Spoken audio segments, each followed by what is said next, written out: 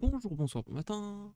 Je fais une vidéo très rapidement pour vous montrer le replay d'une partie que j'ai pu faire en 2 vidéos de combat euh, et qui s'est ma foi très bien déroulée. Alors pour ma part, je suis en bas à droite et mon allié est en bas à gauche. Pourquoi est-ce que je fais cette vidéo maintenant alors que ça fait quand même un petit moment? Ça fait plus d'un mois, je crois, que j'ai pas fait de vidéo sur Mechabellum. Euh, la raison est assez simple, c'est que j'ai retrouvé un moyen de jouer au jeu qui s'appelle spammer des snipers. C'est nouveau, c'est malheureux, c'est pas nouveau, mais c'est comme ça. Alors mon allié démarre avec un start que je n'avais pas vu depuis un bon moment, où l'idée c'est de bait et de revendre les steel balls à la première seconde que tu peux le faire. Il joue avec quick supply, ce qui fait qu'il va garder ses sous et très rapidement il va faire une armée de fang et et avoir des forteresses. Bon.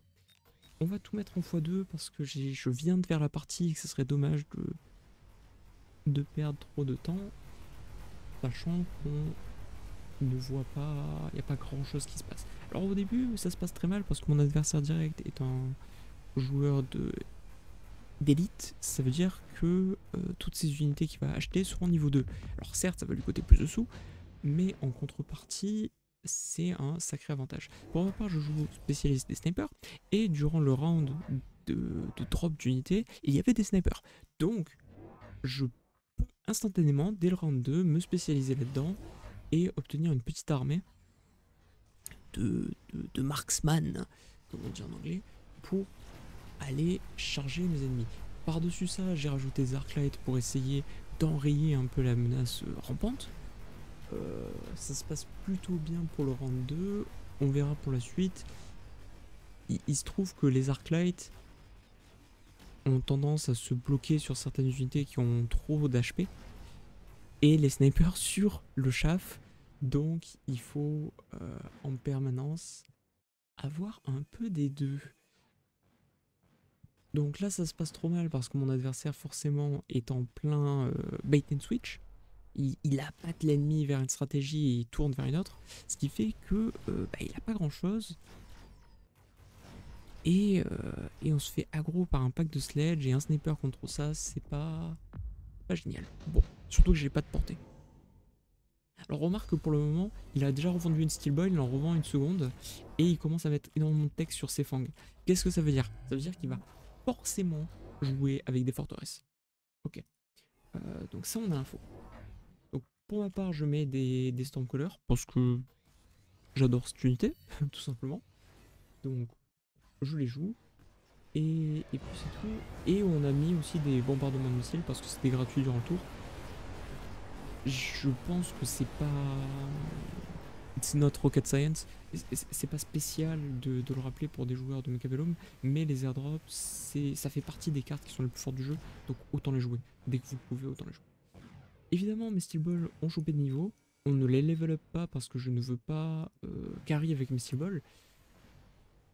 Donc je n'ai pas l'intérêt de leur mettre des ressources. Voilà, mes snipers ont gagné des niveaux, c'est super. Ça veut dire que je vais pouvoir commencer à faire quelques gros dégâts. Pour info, on regardera à la fin, mais les adversaires étaient 1600, 1700 et quelques. Mon allié aussi, et pour ma part, je suis 1400 quelque chose. En tant qu'MMR, bien sûr. Euh, donc j'ai mis de la portée sur les snipers. On part, on commence à carry avec. Mon adversaire avait mis des Stormcallers. Bait and switch classique contre les Stormcallers. On met des rampants. Comme ça distrait au moins 1 à 2 salves des Storms. Voilà tout. L'Arclight à droite fait toujours très bien son boulot. Et là, on est à un point critique où aucun des deux joueurs n'a plus de chaff. Ce qui fait que c'est à celui qui tire le plus vite qui gagne. Il se trouve que c'est moi parce que les Stormcallers tirent à du 7 secondes. C'est 6 secondes. 6 secondes 6. Il y a un bateau, il y a un Overlord, un OL, peu importe comment vous voulez l'appeler, qui a spawn dans l'unité drop. C'est super parce que c'est une unité très chère à débloquer, à jouer.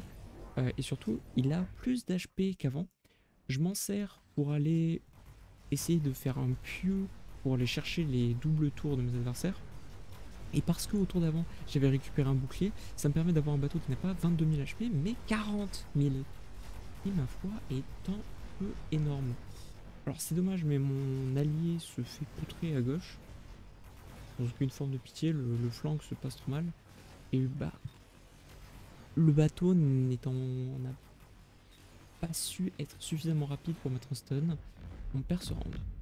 Et c'est le dernier round qu'on perdra de la partie. Spoiler. Il y a une tempête de foudre, je prends la tempête de foudre, je la mets sur l'entièreté de l'armée de mon adversaire. Comment il s'appelle? Lui, Moltas Shenasi commence à mettre des phoenix et il a renforcé ses mustangs pour éviter de me rentrer là-dedans avec le bateau que l'envoie de l'autre côté de la carte. Et là on a un problème. Mon adversaire a pris des sabertooth niveau 2 qui sont très tanky et qui vont prendre l'aggro des arclight assez rapidement. Et surtout entre le sabertooth et les phoenix, ben, l'arclight tombe. L'arclight il a pas de temps de faire son travail, il tombe. Toute mon armée à droite meurt. Et c'est un peu compliqué, mais le phoenix part de l'autre côté de la carte. Donc, pendant ce temps, le bateau, lui, a eu le temps de prendre des points d'expérience, et c'est super important, parce que qui dit XP dit future stats, et surtout que là, il n'y a plus... J'ai le droit de la voir. Voilà, la sélection, il n'y a plus aucune unité entière, donc le bateau récolte. Tranquillement, voilà. Les forteresses n'ont même pas eu le temps de rentrer dans la portée d'eux. Je récupère encore plus de points de vie, donc là le bateau passe à 63 000 HP. Avec l'amélioration de PV, enfin, c'est un énorme tank. Au passage, on voit que je mets la portée sur les arclights. Bon, et je rajoute des arclights en arrière pour être sûr de pouvoir clean le chaff quand les arclights à droite, quand l'arclight niveau 3 là à droite meurt. Parce que c'est un arclight niveau 3 quand même, il tape, faut pas croire. Parce que 1000 dégâts par seconde, ça commence à envoyer quand même. Le seul problème c'est qu'il se bloque sur les sledges et sur le sabertooth qui n'arrive pas à faire tomber. Et on se fait détruire toutes nos autres unités derrière, ce qui est très dommage. Mais j'ai un overlord niveau 2 qui traîne. Et ça sera... Ça va faire un peu la différence sur les rounds suivants. Donc l'overlord continue à marcher tranquillement, blablabla. On avance, on est déjà à round 7. En x2 ça va très vite. Round 8. Round 8, pour ma part j'ai pris Intensive Training. Alors qu'est-ce que ça fait Intensive Training? Ça veut dire qu'on a récupéré 2 niveaux d'un seul coup sur l'Overlord. On est passé d'un Overlord à 66 000 HP à 127 000. On est déjà à 127 000 HP, c'est énorme. Mon adversaire met un Melting Point. Il met un Melting Point, je donne au bateau une trajectoire un peu bizarre, histoire de potentiellement éviter une AOE sur l'entièreté de mon armée. Et bait and switch, toujours. L'adversaire a osé mettre des technologies sur ses unités. Je joue des snipers qui ont énormément de portée, 180 mètres. On leur donne par-dessus ça Electromagnetic Shot, ce qui leur permet de désactiver les technologies de mes adversaires.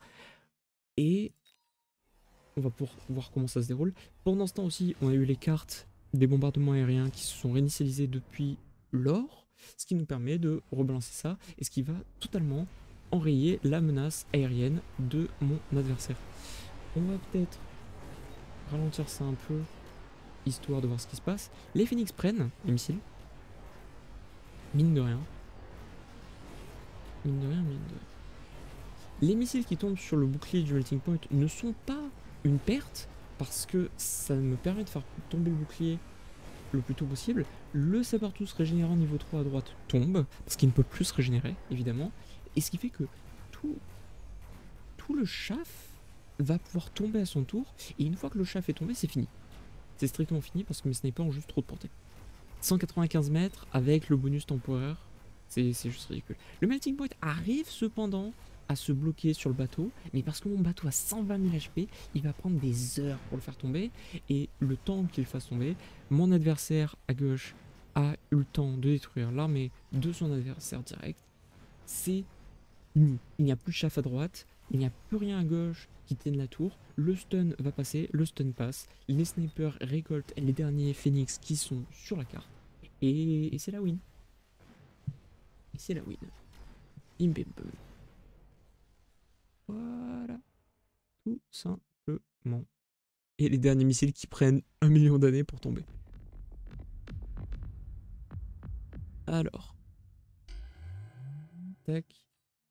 Ah, on voit pas les MMR à la fin ici. Dommage. Qu'est-ce qu'il faut retenir là-dessus?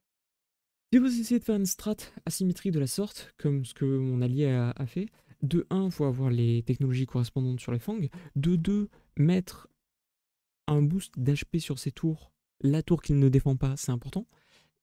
Ça va, de 1, la rendre plus tanky pour la faire tomber. Et de 2, ça réduira le temps de... J'appelle ça de stun, mais c'est de paralysie. C'est-à-dire, c'est le moment où vos unités prennent plus de dégâts et en infligent moins. Flank, c'est bien quand vous faites une stratégie asymétrique, parce que si vous attaquez que d'un seul côté, votre adversaire aura beaucoup plus d'options pour vous attendre. Vous attendre et vous battre, tout simplement. Quoi d'autre, quoi d'autre, quoi d'autre, quoi d'autre, quoi d'autre, quoi d'autre, quoi d'autre, quoi d'autre. Ces Stormcaller ont servi à rien, qu'on soit très honnête. Par contre,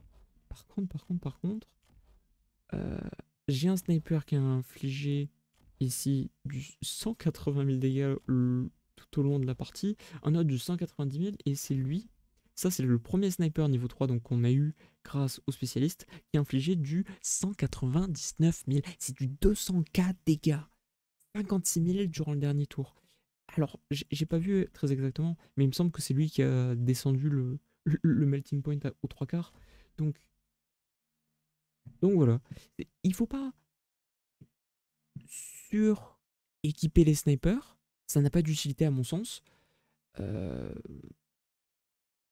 Parce que avoir du bon chaff clear, mine de rien, c'est ces arclights là qui ont tué 139 000 unités, ici 100 000 unités, 100 unités, 22, 18, là il y en a. Lui, il a servi strictement à rien. Oh, cet arclight a servi à rien. Ok. Ah oui, non, mais ça, c'est l'arclight que j'ai acheté durant le dernier tour. Que j'ai déplacé avec le bateau. Forcément, il est pas allé en ligne droite vers les unités, donc c'est normal il n'est pas tapé. Mais bon, ces choses-là sont importantes. Voilà tout pour cette vidéo assez, ma foi, assez rapide. Et voilà, c'est tout. C'est tout, ouais. Je... Boum. J'aimerais reprendre juste l'image de la caméra correspondante. Ah, sous bouclier. Parfait. Je vous dis à la prochaine pour plus de vidéos sur Makeup Bellum et d'autres formes de contenu que je compte faire, peut-être. Merci d'avoir regardé jusqu'au bout et à la prochaine. Bye, bye.